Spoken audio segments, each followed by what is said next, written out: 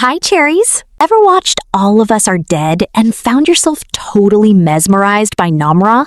I'm not just talking about her being the class president. I mean, there is something so cool about how she stays calm, collected, and sharp while everything around her is literally falling apart. While most of us aren't exactly running from zombies in our hallways, we are running against deadlines, exams, and the constant stress of trying to get things done. Namra's survival mode is actually a masterclass in high-level productivity.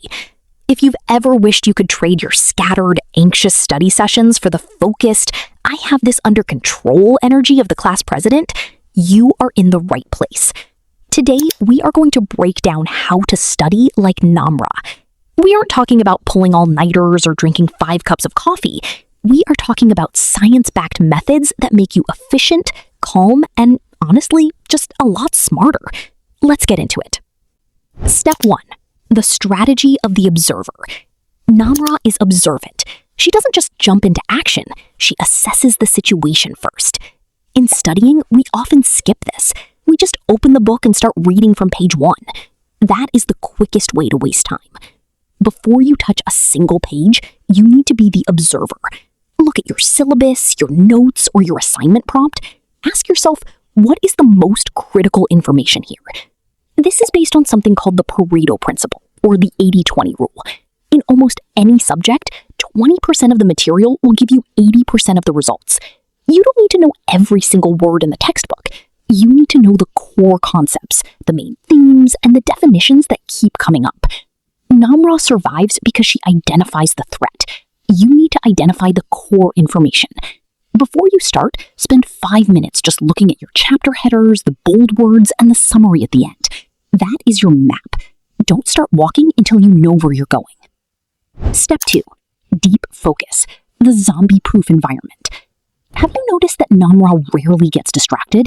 Even when chaos is happening, she can dial into what's important. Most of us study with our phones right next to us. Every time it buzzes, your brain takes about 20 minutes to get back to that same level of deep focus. That is a total productivity killer. You need a zombie-proof environment. It doesn't mean you need a fancy desk. It just means you need to eliminate the noise. If your phone is nearby, put it in another room. If you are listening to music, make sure it's something instrumental, like lo-fi beats or classical music. Nothing with lyrics, because your brain will try to process the words while you're trying to study. Namra works in silence because she needs her brain power to stay alive. You need your brain power to retain information. Treat your study time as if it's non-negotiable. Give yourself 45 minutes of complete, uninterrupted focus. No social media, no checking the news. Just you and the material. That is how you master complex topics fast. Step 3. Active recall, the secret weapon. Here is where most students get it wrong. They reread their notes, they highlight, and they summarize. They think because they recognize the information, they know it.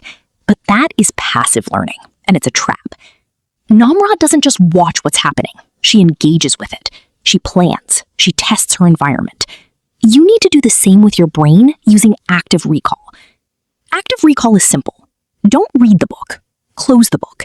Then try to write down everything you remember from what you just read. When you struggle to remember, that is actually your brain growing. That discomfort, that is the sound of your intelligence increasing. If you can't explain a concept in your own words, you don't know it yet. Keep practicing until you can explain it to an imaginary version of yourself. If you can teach it, you've mastered it. Step 4. Spaced repetition, the long game. In the show, Namra keeps information in her head because she needs it for the long term. If you study for a test by cramming the night before, your brain dumps that info as soon as you walk out of the exam room. That's useless. You want the knowledge to stick. The trick is spaced repetition. Instead of studying biology for 6 hours on Monday and then never looking at it again, study it for 1 hour on Monday. Review it for 20 minutes on Wednesday, and then do a quick check on Friday.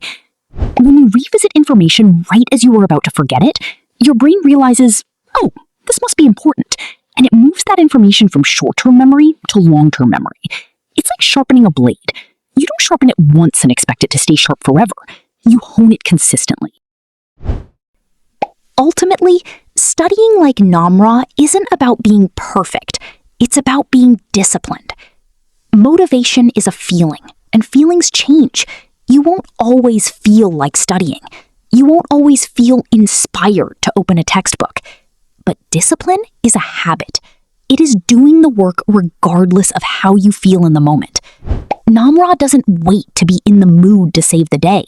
She does it because it needs to be done. Start small. Maybe today your only goal is to study for 30 minutes without checking your phone. Tomorrow, maybe you try to use active recall on one page of notes. It adds up. Before you know it, you'll be the one in the class who seems to have it all together, staying calm, working smart, and absolutely crushing your goals. I hope you enjoyed these tips and that they help you get back on track with your studies. This channel is dedicated to helping you become the best version of yourself, one habit at a time. So make sure you hit that subscribe button and turn on the notification bell. You do not want to miss what is coming next, because trust me, there is some amazing content waiting for you. See you in the next one.